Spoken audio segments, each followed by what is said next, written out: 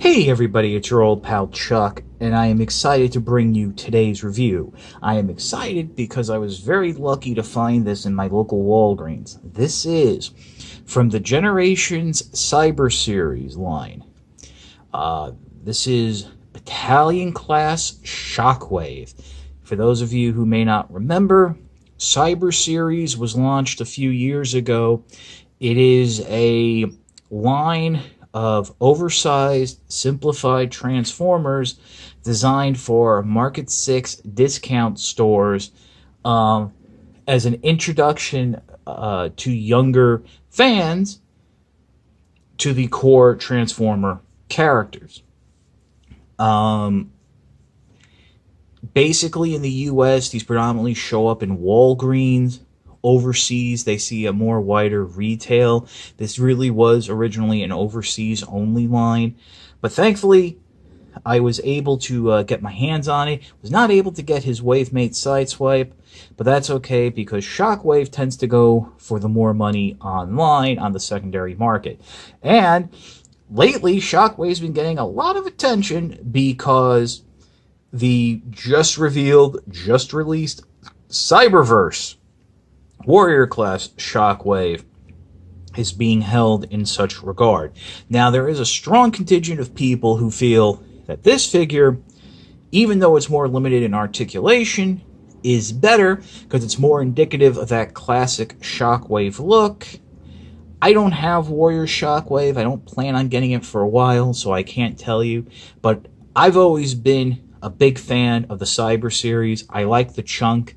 I like the hand feel. I don't care about the articulation.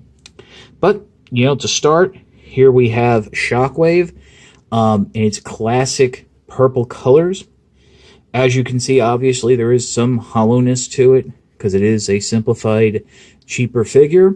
But he does have the classic cues, the mono eye, the gun arm, and that great chest detail. Would have liked to have seen a bicep swivel. Again, not a deal breaker for me. Fortunately, there's also no knee or any type of swivel there. So, but again, not a deal breaker. You're not buying this for articulation. You're buying this to transform and have fun. And as long as he can bend his arm or raise his arm and point the weapon forward, I'm quite happy about it. Transformation is very simple. What you want to do is just start off, bring the arms straight down. Right here on the back, you'll actually I don't think you can. Oh, here we go. You'll notice that there's a little bit of a divot there that the arm will not peg into, but just slide into. So you want to go ahead and straighten the arm out and bring it up overhead. Would have liked if there was some sort of friction stop point there just to keep things even. But while you're back here, unpeg the wings, bring them out, just like so. Bring the figure back around. You can go ahead, rotate the feet inward.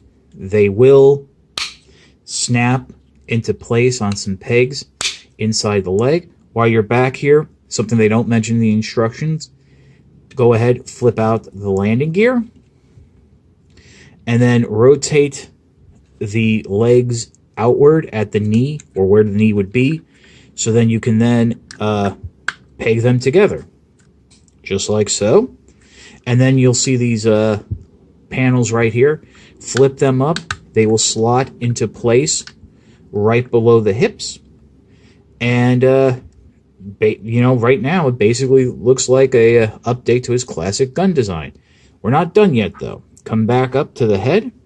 Rotate it around, bring the whole section up and forward. The chest will rotate forward, and then you'll go ahead and rotate the head around and giving it a more simplified faux head design there. A little disappointed that the chest doesn't lock or friction into place in this position, but it's understandable. Finally, what you want to do is rotate the hand in and then rotate the gun arm in. And there you have Shockwave in its vehicle mode. Adjust the camera ever so slightly so you can get a better look. I kind of dig it. Um, I kind of understand why it's not a laser pistol. I think that's, even though it looks nothing like a real gun, it is kind of hard to sell in stores nowadays. But it is a nice update. We have seen Shockwave as a flying type vehicle before. I actually think this is a nice combination of the Legends class Combiner Wars Shockwave and the classic G1 style Shockwave. But yeah, that's about it for vehicle mode.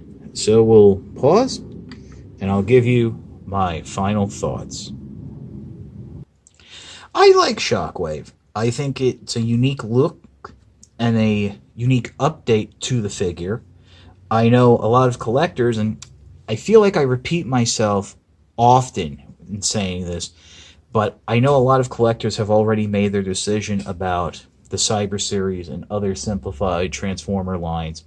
And that's a shame because I really think, by and large, they're missing out on some fun throwback figures. There's a tactile feel here to this and the other Cyber Series figures that you don't get from the Generations line that really take me back to the 1980s and my childhood with these characters.